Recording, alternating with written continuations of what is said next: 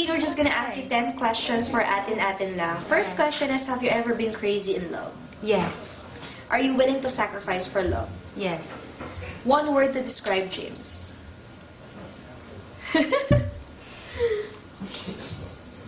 Mysterious. Sweetest thing James has done for you.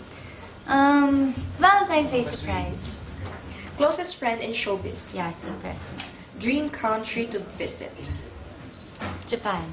If you would take James to one special place, where would you take him? Dapat Japan eh. Pero siya dun eh. So where? Yun. Japan. Japan pa din. Yeah. Song that best describes the Jaden Love team. Lion-hearted. Style tips for all the women out there who wants to look like you. Just be confident. Message to fans. Love you guys. Thank you, Nadine. Thank you.